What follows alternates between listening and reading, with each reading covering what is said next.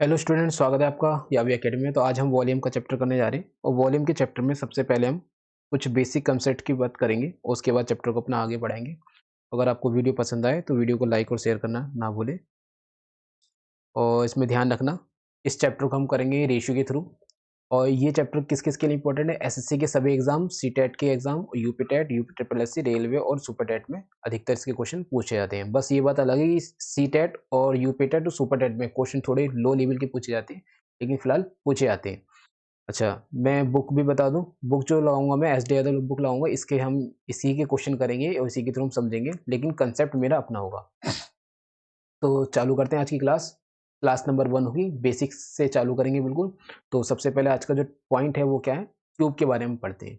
तो क्यूब देखो क्या है। क्यूब होता है जैसे आप वर्ग ले लो, वर्ग की आपको भुजा पता होगी। वर्ग की सारी भुजाएं क्या होती हैं? बराबर होती हैं। कैसी होती है? सारी भुजाएं बराबर होती हैं। वर्ग की भुजाओं, अच्छा, वर्ग का अगर आप एरिया देखोगे तो आप बोलोगे वर्ग का जो एरिया होता है वो कितना होता है? ए स्क्वायर होता है। क्लियर है? क्या होता है? ए स्क्वायर होता है। अब क्यूब कैसे शेप, क्यूब इसकी शेप कैसी बनेगी? ऐसी शेप कब बनेगी? जब इस पर ए भुजा की ही एक ऊंचाई पर कुछ खड़ा कर दो, यानी चारों तरफ दीवारें खड़ी कर दो ए ऊंचाई की, और उस पर लेंटर डाल दो, तो आपको वो जो है क्यूब की शेप में आ जाएगा। अब क्यूब का आयतन की बात करें, आयतन का मतलब है वॉल्यूम की बात करें, तो वॉल्यूम क्या होगा? बेस का एरिया इंटू ऊंचाई, यानी वो हमारी एच है, यानी क्या हो जाएगा? ए की पावर 3 हमारी क्या हो जाएगी? इसकी ऊंचाई हो जाएगी। आई होप समझ में आया होगा। अच्छा, अब फेस बात करें। फेस कितने होते हैं इसके? फेस होते हैं आपके इसके, फेस का मतलब है इसके फलक कितने होते हैं? फलक इसके होते हैं आपके 6। 4 दीवारें ले लो और 2 चीज ऊपर की नीचे नीचे की ले लो। कमरे के अंदर बैठे हो क्यूब के आकार में, तो उसकी चारों दीवारें ले लो। 4 तो ये हो गए, और एक छत और एक फ्लोर वाला हिस्सा ले लो, तो 6 फेस होते हैं इसके। अब इसके एरिया की बात करें तो एरिया कितना होगा? अब बताओ एरिया कितना होगा? एक फेस का एरिया आपको पता है, सारी भुजाएं ए शेप में होती हैं, तो एक फेस का एरिया होता है ए स्क्वायर। तो 6 का कितना होगा? 6 ए स्क्वायर। तो 6 ए वाला ध्यान रखना। अब एरिया की देखो जरूरत कहाँ पड़ेगी हमें। मान लो एरिया होता क्या है? अब ये पूछ ले आपसे एरिया निकालना। अगर आपको इसे किसी पॉलिथीन से कवर करना है सबको, तो इसके लिए आपको क्या चाहिए? आपको कितनी पॉलिथीन का यूज होगा, तो आपको एरिया निकालना है। या मान लो एक मैं क्वेश्चन इसमें ही दे देता हूँ आपसे। मान लो अगर मैं पूछ लेता हूँ कि भाई इसमें हमें आपकी इस वाले में टाइल्स लगानी है, ठीक है? तो टाइल्स लगानी है, इसे जो है आपके जो क्यूब है इसको आपको टाइल से कवर करना है। तो टाइल से कवर करने के लिए मान लो ये टाइल से कवर करना है, तो इन टाइलों की संख्या बतानी है। अब मान लो ये मैंने भुजा बता दी कि भुजा है इसकी 6 बाई 6 की है, यानी ए मैंने मान लिया कि 6 है। क्लियर है? और मैं कह रहा हूँ इसमें आपकी जो टाइल्स लगानी है वो 3 बाई 3 की टाइल लगानी है। अब टाइलों की संख्या अगर पूछे तो आपको एरिया चाहिए। क्या करोगे इसमें? तो टाइलों की संख्या निकालने के लिए आप करो पूरे का एरिया क्या? 6 स्क्वायर अपॉन एक टाइल का एरिया कितना? 3 बाई 3 की, यानी 3 3 9 हो जाएगा, है नहीं? क्या करेंगे फिर? 6 इंटू, अगर मैंने फेस कितना मान लिया आपका? फेस मैंने क्या बताया आपको? मैंने अभी बोला कि ए बराबर 6 है। तो क्या करेंगे? ए कितना हो जाएगा आपका? 6 छंग 36 अपॉन में 9, 9 चौक 36 और 6 चौक 24, यानी आपको टाइल कितनी चाहिए? 24 चाहिए। क्लियर है? आपको टाइल कितनी चाहिए इसमें? 24 टाइल चाहिए।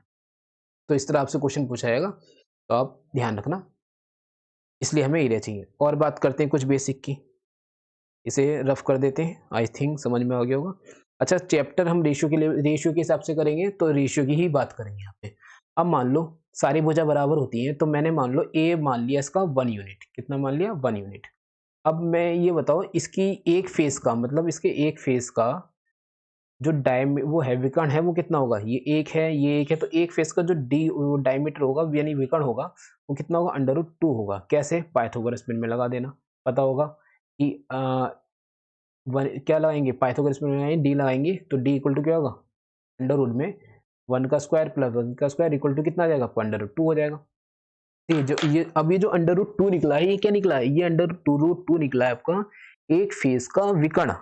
क्या है? एक फेस का विकर्ण। लेकिन हम बात करें अब इसके विकर्ण की, घन के विकर्ण की, यानी घनाभ। अच्छा, हिंदी में से क्या बोलते हैं? घनाभ बोलते हैं। क्या बोलते हैं इसे? सॉरी, घनाभ नहीं, घन बोलते हैं इसे। क्या बोलते हैं? अब मैं घन के विकर्ण की बात करूं तो घन में विकर्ण क्या होगा? कमरे के अंदर बैठ जाओ घन के आकार के, उसमें सबसे लंबी जो छड़ आपकी रखी जा सकती है वो आपका उसका विकर्ण कहलाएगा। ठीक। अब सबसे लंबी छड़ आप एक दीवार से लगा के तो रख नहीं सकते। एक दीवार से लगा के रखोगे तो वो आपका √2 के अनुपात में होगी। क्या होगी? √2 के अनुपात में होगी। लेकिन सबसे लंबी छड़ कैसे रखोगे? अब यहाँ इस वाले कोने से इस वाले कोने तक रखोगे, तो हमें इसका अनुपात देखना है, यानी घन का हमें विकर्ण का रेशियो निकालना है। ये सही है? यानी हम डी निकालेंगे। डी कैसे निकालेंगे? अब देखो मैं आपको इमेज दिखा दूँ, जैसे मान लो ये थोड़ी देर के लिए अभी फिलहाल तो क्यूबॉइड की शेप में है, घनाभ की शेप में है, लेकिन इसे आप मान लो घन की शेप में। अगर घन की शेप में है ये, तो आपका ये भी है और ये भी है, ये भी है, ये भी है। ये कितना फिर आपका? ये आपका √2 हो जाएगा। कितना हो जाएगा? √2 हो जाएगा। अब आ जाओ इधर। अगर सबसे लंबी छड़ रखनी है तो ये सबसे लंबी छड़ यहाँ रखूँगा मैं। कहाँ रखूँगा? देखो, ये वाला डॉट और एक ये वाला यहाँ रखूँगा। अब इसकी हमें इसका अनुपात निकालना है, तो इसके अनुपात के लिए क्या चाहिए मेरे को? ये चाहिए, मिल गया। और एक क्या चाहिए? ये चाहिए। भाई कोने तो टच होना है ना, एक ही चाहिए। तो ये मेरी क्या है? ए, यानी 1 यूनिट। और ये तो विकर्ण ही है ना एक फेस का, यानी क्या हो गया? √2। यानी अब देखो समझो इसका अनुपात कितना निकलेगा। यानी आपको चाहिए ये एक, तो आपको एक मिल गया और एक मिल गया √2। अब आप विकर्ण का निकालोगे यानी इसका निकालोगे, तो आप पाइथागोरस के अकॉर्डिंग डी इक्वल टू आप क्या लगा? अंडर रूट में 2 का स्क्वायर 2 और प्लस 1 का स्क्वायर 1, यानी क्या आ जाएगा? √3। ध्यान रखना डी क्या होगा इसमें? √3 होगा। आई होप क्लियर होगा। बस इतनी ही चीजें याद रखनी है। अब अपने क्वेश्चन पर आते हैं। क्वेश्चन इस चीजों को क्वेश्चन पर अप्लाई करते हैं। क्वेश्चन नंबर पहला देखते हैं अपने। 8 सेंटीमीटर भुजा के घनाकार पत्थर का आयतन और संपूर्ण पृष्ठ बताओ। आयतन बताना है, इसका मतलब आपको a की पावर 3 बतानी है, यानी 8 की पावर 3 यानी 512 क्वेश्चन का आंसर हो गया।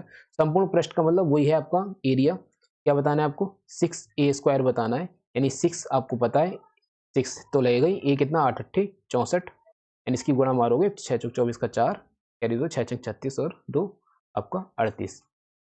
क्लियर? क्वेश्चन नंबर 2 देखते हैं। 12 सेंटीमीटर बीमा के घनाकार कमरे में रखी जा सकने वाली बड़ी से बड़ी छड़ बताओ। यानी अगर हम अगर अनुपात के हिसाब से बात करें तो a इक्वल टू कितना होता है हमारा? 1 यूनिट, और 1 यूनिट की वैल्यू कितनी दे रखी है इसने? 12। तो d कितना होगा भाई? d होगा √3 यूनिट, और वो कितना आ जाएगा इसका? 12 से गुणा लगाओगे तो √3, 12 √3 इसका आंसर आ जाएगा। देखें अनुपात हमने सीखा, तो अनुपात से हमें कितना फायदा मिल गया? और एकदम क्वेश्चन का आंसर आ गया। 3 नंबर क्वेश्चन देखते हैं। दो घनों का आयतन इतना इतना दे रखा है, ठीक है? तो पहला घन, अब ये छोटा लग रहा है बड़ा लग रहा है, तो छोटे वाले को a की पावर 3, बड़े वालों को कैपिटल A की पावर 3 इक्वल टू 8/27। ये अंडर रूट, ये जो 3 है वो इधर चढ़ के घन चढ़ जाएगा, क्यूब चढ़ जाएगा, क्यूब रूट हो जाएगा। यानी आपको दिखाई दे रहा है ये आपका 8 2 का बनेगा, 27 3 का बनेगा, निकल गया। उनके पृष्ठों का क्षेत्रफल पूछा है। पृष्ठों का क्षेत्रफल, सीधे क्षेत्रफल हमारा स्क्वायर में होता है, तो सीधे आप बोल सकते हो 2 दूनी 4 3 3 9 बोल सकते हो। नहीं तो आप फॉर्मूला लगाना चाहते हो तो लगा लो, 6a² अपॉन में 6 कैपिटल A², 6 से 6 घटेगा, बात वही बन गई, 4/9 आ जाएगा। क्लियर? तो थर्ड वाला क्वेश्चन हमारा हो गया। ठीक, फोर्थ वाले क्वेश्चन पर आते हैं। दो घनों का आयतन दे रखा है, कैपिटल A ऊपर वाले को मान लो आपकी, स्मॉल a नीचे वाले को मान लो, आयतन दे रखा पावर 3 पावर 3। ठीक है, 27/1, वही काम कर दो इसमें भी, ये चढ़ा दो, ये कितना हो जाएगा? 3/1 हो जाएगा। उनकी भुजाओं का अनुपात, यही क्वेश्चन का आंसर आ गया। किसी घन का विकर्ण दे रखा है इतना, विकर्ण वैसे अनुपात के हिसाब से √3 यूनिट इक्वल टू कितना? 12। क्लियर है? 1 यूनिट इक्वल टू कितना आ जाएगा आपका? √12 अपॉन में √3, 1 बराबर √4 आ जाएगा। पूछा क्या है? उसका आयतन पूछा है। आयतन के लिए हमें क्या चाहिए? अच्छा पहले बताओ, 4 क्या हो जाएगा? 2 हो जाएगा। आयतन के लिए क्या चाहिए? a की पावर 3, a की पावर 3 यानी a आपका यही तो है एक अनुपात में, तो 2 दूनी 4 4 दूनी 8 क्वेश्चन का आंसर आ गया। ठीक, आगे बढ़ते हैं 6th वाले क्वेश्चन में। इसे रफ कर देते हैं और यहीं पर समझते हैं। 6th वाला क्वेश्चन क्या है? 18 सेंटीमीटर भुजा के घनाकार ठोस से 6 सेंटीमीटर भुजा के घनाकार ठोस बनाए जा सकते हैं। यानी और कितने बनाए जा सकते हैं? तो बस बड़े का वॉल्यूम अपॉन छोटे का वॉल्यूम। पूरे का वॉल्यूम कितना? 18 गुणा 18 गुणा 18। छोटे का वॉल्यूम कितना जो बनाने? 6 गुणा 6 गुणा 6। अब मैंने गुणा करके नहीं लिखा, शॉर्ट में लिखते हैं, लिख दिया। यानी घनों की यहाँ पे क्या निकल जाएगी? घनों की यहाँ पे संख्या निकल जाएगी। क्या निकल जाएगी? घनों की संख्या निकल जाएगी। क्लियर है? तो 6 तियां 6 तियां 6 तियां दिख रहा है, 3 गुणा 3 गुणा 3 गुणा 3 आएगा, 3 तियां 9 तियां 27 क्वेश्चन का आंसर हो गया। आगे बढ़ते हैं। अब भाई आ गया आपका क्यूबॉइड का चैप्टर, क्यूबॉइड का पॉइंट। ठीक है, तो इसे हम कल समझेंगे। आज की वीडियो को मैं छोटा ही रखता हूँ। अगर आपको वीडियो पसंद आए तो इसे लाइक और शेयर करना ना भूलें।